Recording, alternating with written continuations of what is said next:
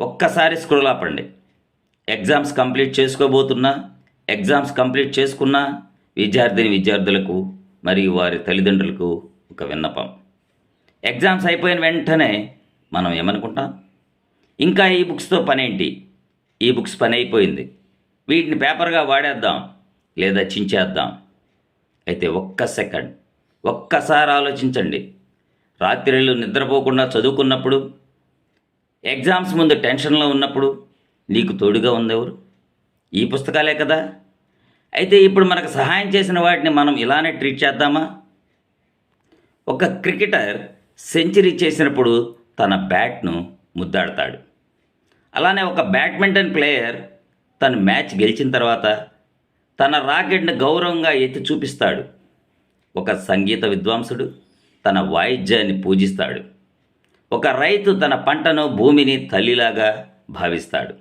కార్మికులు తమ పనిముట్లను పూజిస్తారు. విద్యార్థులు గురువులను గురుబ్రహ్మ అని భావించి నమస్కరిస్తారు. ఇవన్నీ కూడా మన సంస్కృతిలో ఉన్న గొప్ప విలువలు. మనకు ఉపయోగపడిన వాటిని మనం గౌరవించడం మన సాంప్రదాయం. మీ చేతిలో ఉన్న టెక్స్ట్ బుక్స్, నోట్బుక్స్ ఇవి సాధారణ కాగితాలు కావు.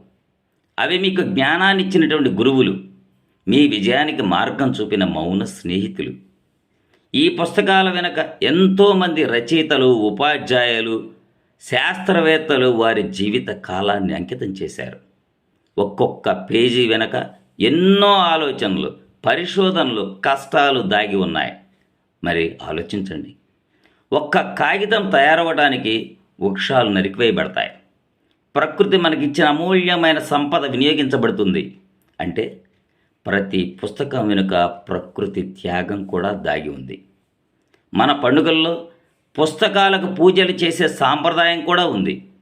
విద్యకు జ్ఞానాన్ని ఇచ్చే గౌరవం ఉంది. అలాంటి పుస్తకాలను పరీక్షలు పూర్తయ్యాక చింపి విసిరివేయటం మన సంస్కృతికి, ప్రకృతికి, జ్ఞానానికి అవమానం. కాబట్టి ఈ సాంప్రదాయాన్ని మార్చే సమయం వచ్చింది. పుస్తకాలను చించకండి, ప్రేమగా భద్రపరచండి.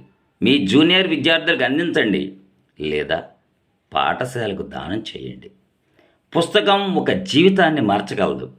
మీ పుస్తకం ఇంకొకరి భవిష్యత్తును వెలిగించగలదు. మనం మారితే సమాజం మారుతుంది. మనమే ఆదర్శంగా నిలుద్దాం.